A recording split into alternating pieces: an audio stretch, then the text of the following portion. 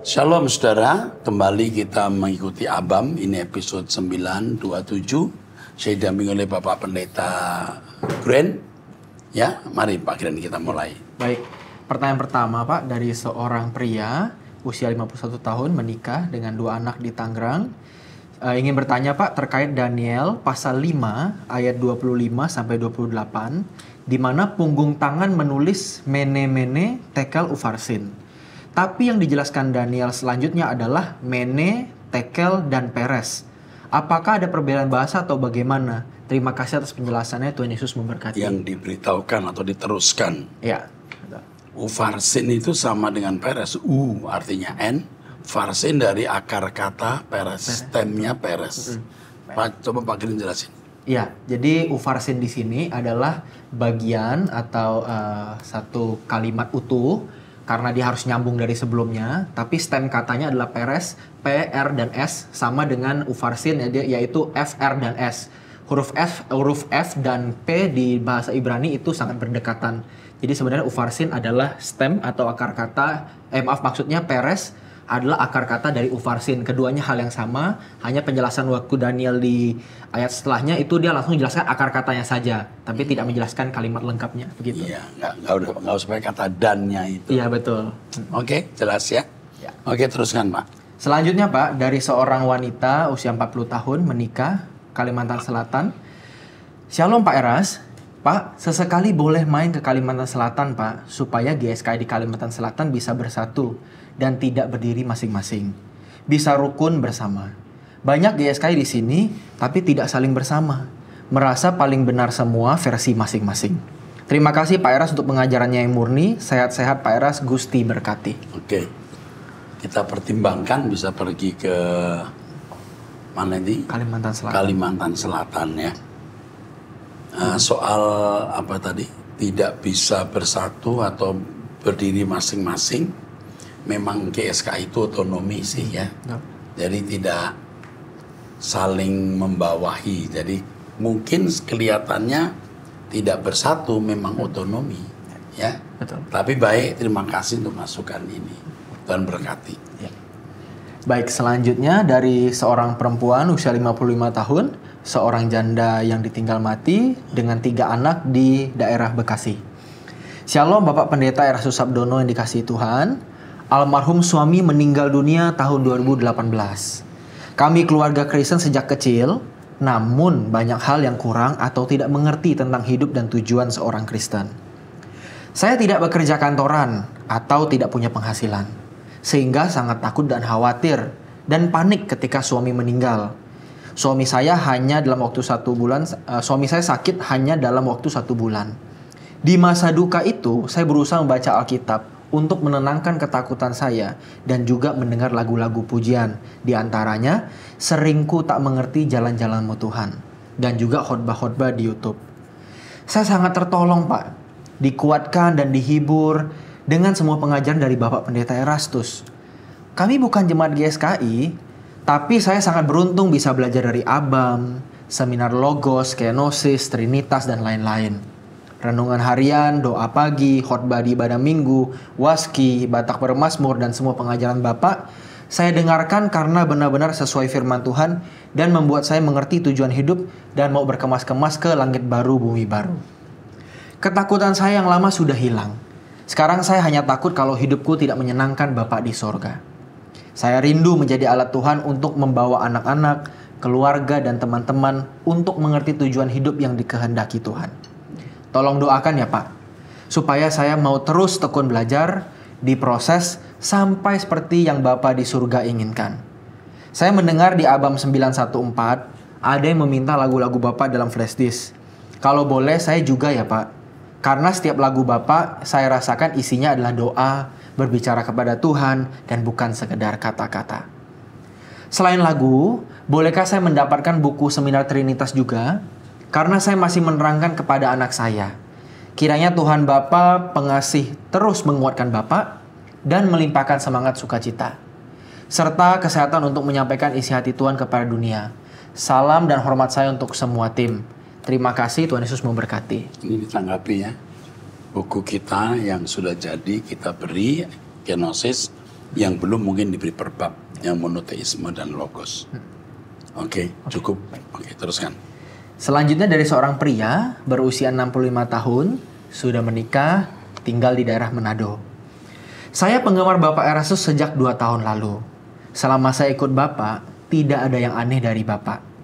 Hanya saja, Bapak lebih mendalami tentang Allah Bapak, sementara yang lain kurang atau menganggapnya sama dengan Yesus. Pertanyaan saya sedikit rahasia. Saya punya tanah dan rumah. Ada SHM nama saya sendiri dan ditempati oleh orang lain dengan alasan menumpang untuk usaha bengkel. Namun, ketika mau menjual agak dipersulit. Apakah saya bisa dibantu pengacara, Pak?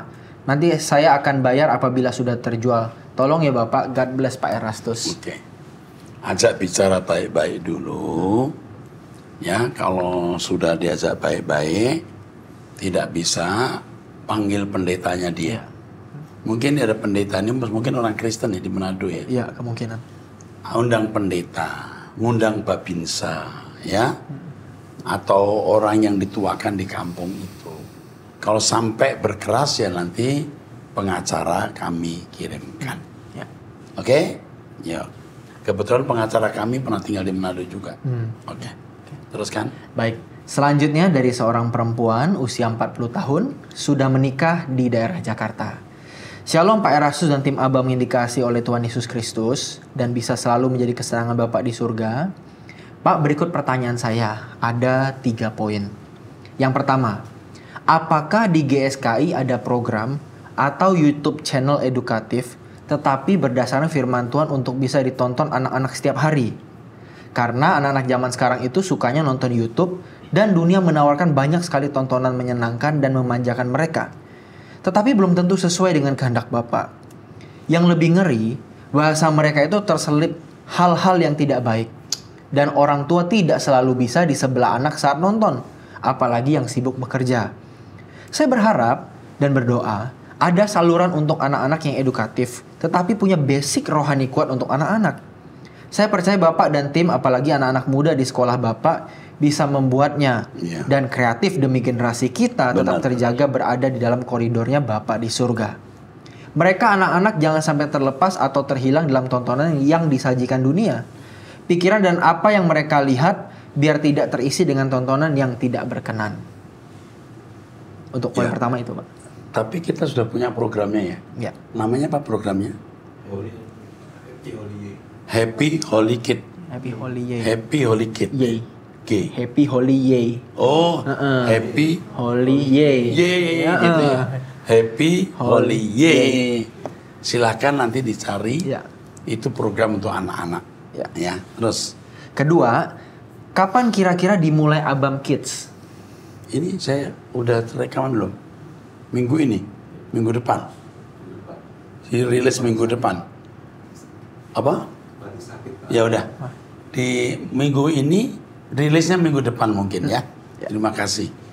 Ketiga, apakah ada rencana membuat series cerita untuk anak-anak? Kalau seandainya iya dan diperkenankan, saya mau menyumbangkan ide cerita atau topik yang diangkat untuk dibagikan. Ya, dicatat karena mahasiswa kita kan sedang mempersiapkan itu. Oke, teruskan. Terima kasih sebelumnya Pak, maaf bila terlalu panjang. Sehat-sehat selalu ya Pak Eras dan tim. Oh ya Pak, mohon doanya untuk mama saya kemarin divonis dokter kanker stadium 1. Oke. Semoga bisa melewatinya dan hati masih stadium 1. Masih stadium. Makan diatur, olahraga, hati senang. Kanker mati. Oke? Tentu dengan doa. Amin. Teruskan.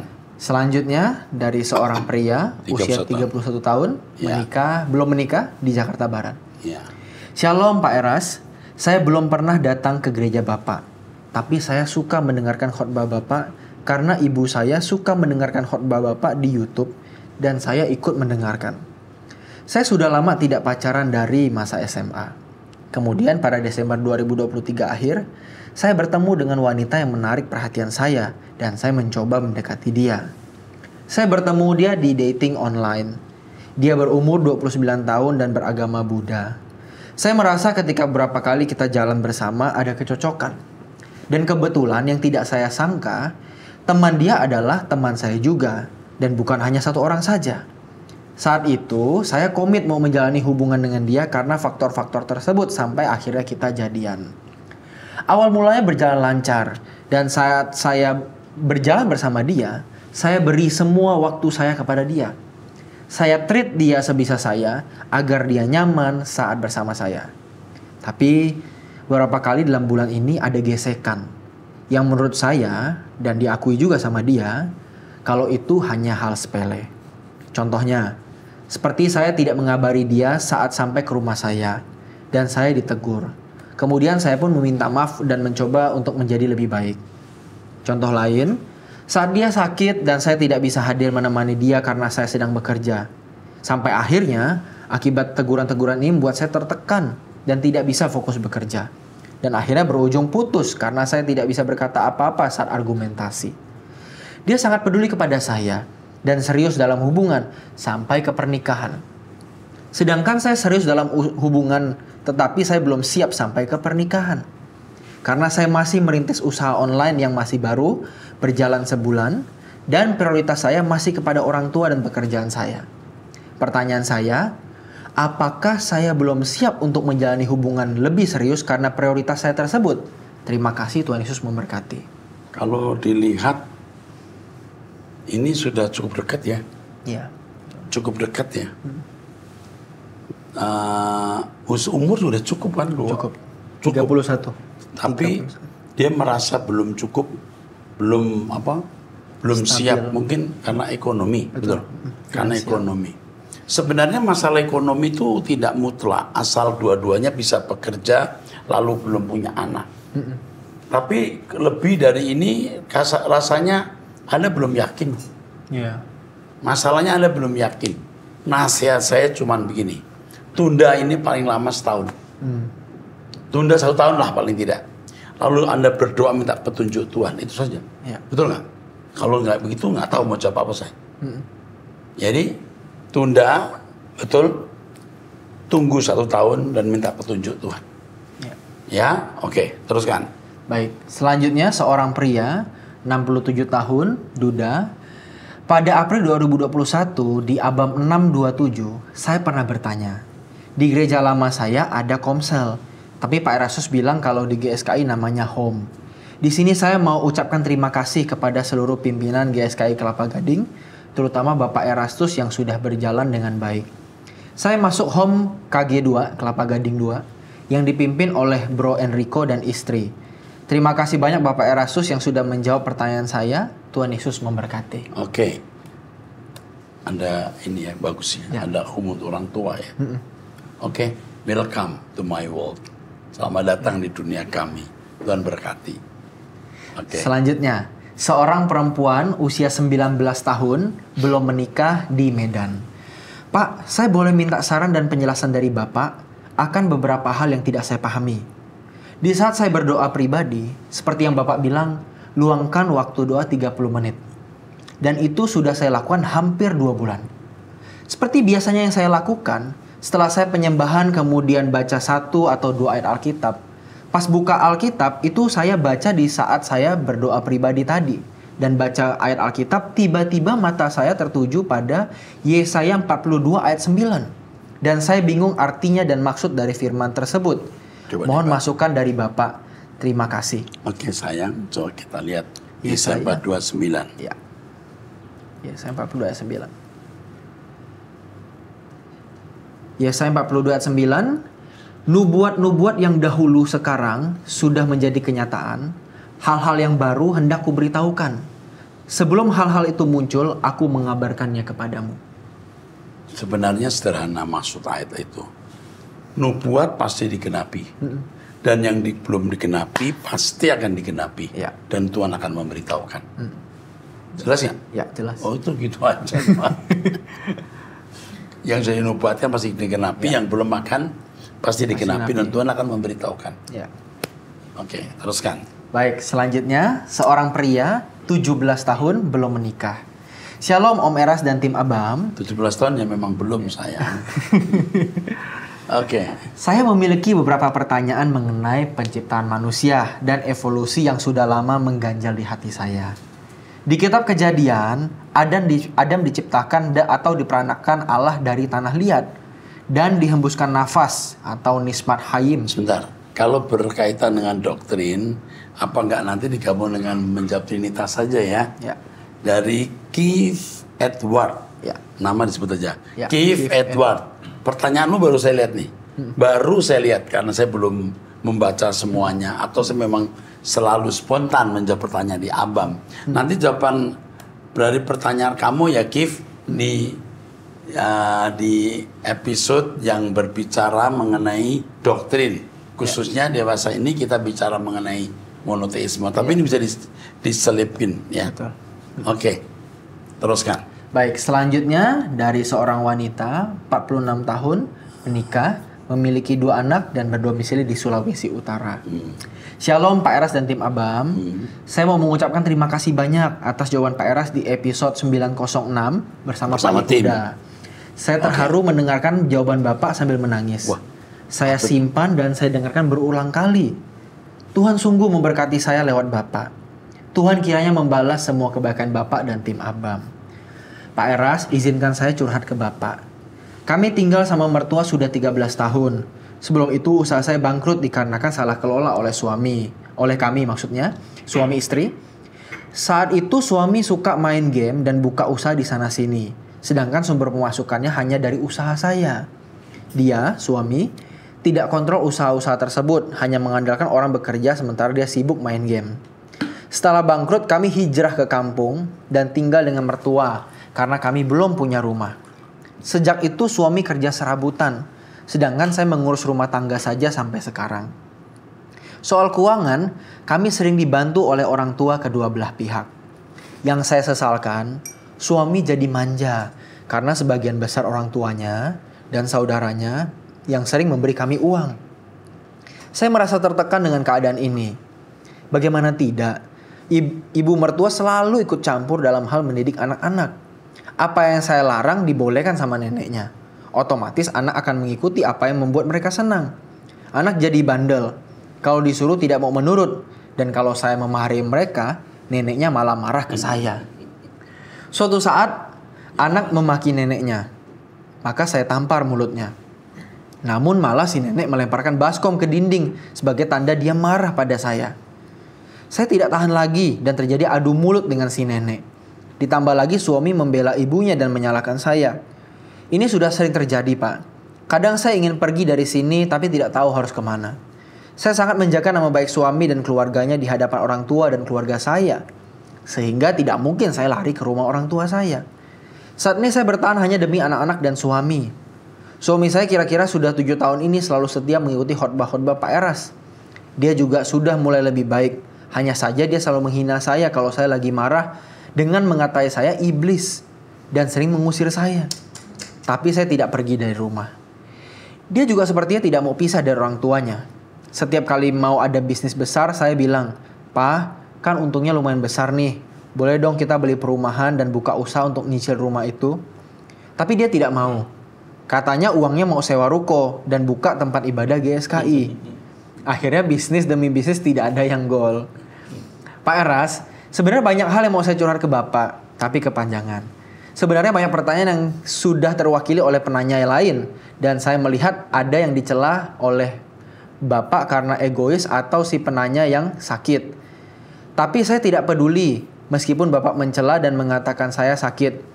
Yang penting saya sudah curhat dan saya tahu jawaban yang Pak Eras sampaikan itu berasal dari Bapak di surga.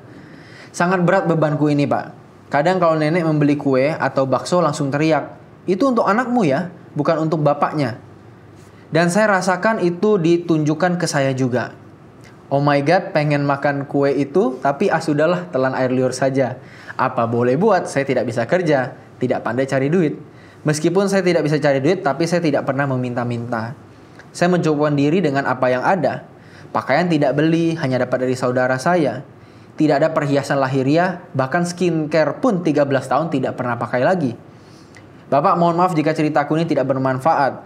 Tapi terima kasih saya lega bisa menemukan Bapak walau cuma lewat media sosial ini. Oh iya Pak, saya sangat diberkati oleh seminar Logos. Dulu waktu mama saya masih hidup kami bercakap-cakap tentang Tritunggal, khususnya Allah Bapa dan Tuhan Yesus. Namun tidak ketemu karena bingung.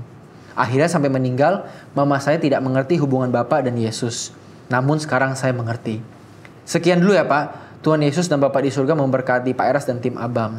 Oh iya Pak, saya mohon maaf apabila tulisan ini sulit dimengerti karena tidak diedit langsung dikirim saja. Terima kasih, Tuhan memberkati. Oke. Yang pertama, saya kalau menjawab masalah setiap orang beda. Hampir selalu beda. Yang pertama karena tidak ada satu keadaan yang sama persis. Jadi kita tidak sembarangan. Yang kedua, tentu saya punya mata hati, teropongan atau marifat. Kamu itu bukan wanita yang buruk. Kamu itu wanita yang baik. Wanita yang setia. Sebenarnya kamu juga cerdas, walaupun tidak sangat cerdas, tapi termasuk cerdas. Nah, keadaan yang Tuhan izinkan kamu alami itu sebenarnya merupakan cara Tuhan mau menyelamatkan kamu. Dan kamu menyelamatkan keluargamu, suami, anak, dan mertua. Satu kalimat yang kamu simpan ya nak, keadaan tidak selalu sama. Keadaan tidak selalu sama. Artinya, keadaan yang kamu alami suatu hari akan berubah. Ya, pasti ada ujungnya. Jangan sekali-kali meninggalkan rumah. Kamu akan sangat menyesal. Kamu bertahan saja di situ. Mertuamu tidak selamanya hidup dan suamimu juga tidak selama berkeadaan seperti yang kamu lihat sekarang. Tetaplah di rumah itu dengan fokus langit baru, bumi baru. Ikut doa pagi bersama saya dan punya doa pribadi. Kamu cukup. Mau cari apa hidup ini? Kamu keluar rumah, kamu akan sangat menyesal. Jangan pikir keluar rumah. Bahwa keadaan tidak selalu sama. Keadaan ini ada ujungnya atau ada akhirnya. Selamat berjuang. Oke. Cukup ya? Baik. Amin. Selanjutnya dari seorang pria, 38 tahun, belum menikah di Kepulauan Riau. Saya dan calon istri saya berbeda agama. Saat ini calon istri saya sedang mengandung anak saya. Dari keluarga wanita menghendaki pernikahan dilakukan proses ijab kabul di KUA. Ijab kabul di KUA, ya. Apakah dalam Kristen ada pengampunan ketika saya melakukan hal tersebut untuk menyelamatkan bayi saya dan pasangan saya? Saat melakukan ijab kabul, hanya untuk bertanggung jawab terhadap anak saya dan calon istri saya. Untuk iman saya, tetap saya sepenuh hati ke Kristus dan melayani di gereja serta tempat kerja saya. Saya saat ini butuh doa dan mukjizat serta saran dari Pak Pendeta Dr. Erastus. Saya benar-benar butuh pertolongan Tuhan dan saran Pak Pendeta. Kamu itu nakal. Mestinya kamu tidak mengamili wanita yang belum jadi istri sahmu. Ya. Mungkin ini juga salah satu kelemahanmu. Yang dari dulu kamu lakukan kesalahan, tapi Tuhan masih menopang kamu. Meloloskan kamu dari rasa malu, ya, dari kesulitan. Tapi kali ini kamu tidak bisa lolos. Merupakan tuaian dari apa yang kamu tabur sebelumnya. Kalau saya jadi kamu, saya akan mengatakan saya tidak mau ijab kabul. Karena ada pengakuan-pengakuan di situ yang buat kamu menyangkal iman Kristen. Ya kan? Iya. Kamu bertanggung jawab, tapi kamu tidak mau. Jangan mengucapkan syahadat dari keyakinan agama manapun. Sebab orang yang menyangkal Yesus di depan orang umum, dia akan disangkal oleh Yesus nanti di hadapan Bapa di surga. Jadi kamu datang, kamu berkata, saya bersedia bertanggung jawab menjadi suami, tapi saya tidak bersedia untuk mengucapkan kalimat syahadat atau mengikuti upacara yang bertentangan dengan nilai-nilai kekristenan. Coba kamu lakukan itu dulu. Akibatnya nanti bagaimana? Ya, kalau mau adil ya, kalau kamu bertanggung jawab, kalau mau adil nih, ya udah catatan sipil saja. Oke? Tetapi ada masalah. Yang mensahkan perkawinan itu gereja atau masjid atau wihara, ya, agama. Ya. Tapi sekarang kamu coba datang dulu, beritahu keluarga kamu mau bertanggung jawab, tetapi kamu tidak mau mengucapkan syahadat atau mengikuti ritual yang mana itu merupakan penyangkalan terhadap iman Kristen. Ya. Oke, saya kira itu dulu sementara. Nanti bagaimana reaksi mereka kita dengar. Ya. Dan kasih tahu mereka, kalaupun saya ijab kabul, saya tetap nggak mau masuk agama Anda. Aku tetap Kristen. Jadi juga jangan pura-pura mengucapkan syahadat agama lain, ijab kabul di KUA, tapi sebenarnya kamu masih tetap Kristen nih, menipu juga itu. Ya, cara-cara licik seperti itu sebaiknya tidak kita lakukan. Ya, oke Pak, teruskan. Oke, baik, selanjutnya datang dari wanita usia 44 tahun, sudah menikah, memiliki 2 anak. Shalom Pendeta Erastus beserta tim ABAM yang selalu setia melayani Tuhan. Terima kasih, saya sudah pernah dilayani oleh tim ABAM melalui telepon dan sangat menguatkan saya. Ya, dari tim kita ya. Ya. Oke. Saya Kristen Protestan, namun saya sangat diberkati dengan khotbah-khotbahnya Pendeta Erastus melalui acara ABAM. Terkadang saya cuma download karena jaringan Telkomsel kami tidak terlalu bagus. Namun itu menjadi kerinduan saya dalam mencari Tuhan. Setelah beberapa proses saya harus lewati. Di antaranya melalui kematian anak saya yang pertama tahun 2020. Kemudian terjadi lagi kebakaran pada rumah saya tahun 2022. Sungguh proses ini membuat hatiku dengan Tuhan karena aku tahu Dia menyesah orang yang dikasihinya. Saya terus berusaha menjalani hidup ini bersama Tuhan, mau hidup benar dan hidup kudus di hadapan Tuhan. Namun ternyata berat. Yeah. Tapi terasa ringan bila bersama Tuhan, Pak Eras. Yes. Suami saya sampai detik ini belum bertobat. Dia pecandu alkohol dan perokok juga. Di situ saya tahu Tuhan terus proses saya setiap hari. Jika suami saya bangun kesiangan, terkadang dia marah-marah dan emosional. Namun terkadang saya juga kehilangan kendali menghadapi dia. Tetapi saya terus berusaha. Cuma diam, namun dagingku teriris-iris rasanya. Saya juga melakukan yang diajarkan Pak Erastus dengan 3D, yaitu diam, diam, diam. Yeah. Dan saya juga ada doa pribadi setiap malam sambil menyembah Tuhan. Bahkan ada beberapa lagunya Pendeta Erastus yang saya pelajari, saya pakai menyembah Tuhan. Lagunya yaitu Ku Gores Jiwaku, Pulihkan Aku, Engkaulah Kekuatanku, dan sangat menyentuh sekali lagu-lagunya. Lewat doa, saya mendoakan suami saya akan dipulihkan. Yang saya mau tanyakan, bagaimana cara mengubah suamiku selain berdoa?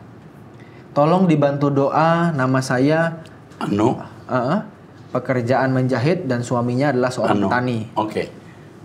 Bagaimana mengubah suami? Kamu berubah dulu. Kamu berubah total dulu. Suami akan ikut berubah. Oke, terus. Sementara ini kami membangun rumah, namun belum selesai karena belum cukup dana. Tolong dukung kami dalam doa agar Tuhan buka jalan. Ada tanah yang harus kami jual untuk membantu pembangunan rumah kami, namun belum ada pembelinya. Terima kasih Bapak Erastus, terlalu panjang goresan saya. Kalau dijawab tolong diberitahu ABAM keberapa. Terima kasih, Tuhan memberkati. Sebenarnya mengalir saja, ya. Nggak usah ngotot harus bangun rumah. Jual tanah belum laku ya sudah. Jangan buru-buru mau bangun rumah, nanti kamu akan terseok-seok. Pusatkan hatimu ke langit baru, bumi baru dan mencari Tuhan. Itu saja. Sebab kau punya rumah, suami masih pemabok, betul nggak? Betul. Belum dosa-dosa lain yang dia lakukan yang kamu nggak tahu. Untuk apa? Ngotot punya rumah, nggak usah. Kamu kembali saja kepada Tuhan, mencari wajah Tuhan, fokuskan ke langit baru, bumi baru. Tuhan akan memberi kamu jalan keluar, petunjuk. Oke? Demikian episode 927. Sampai bertemu di episode 928. Tuhan berkati.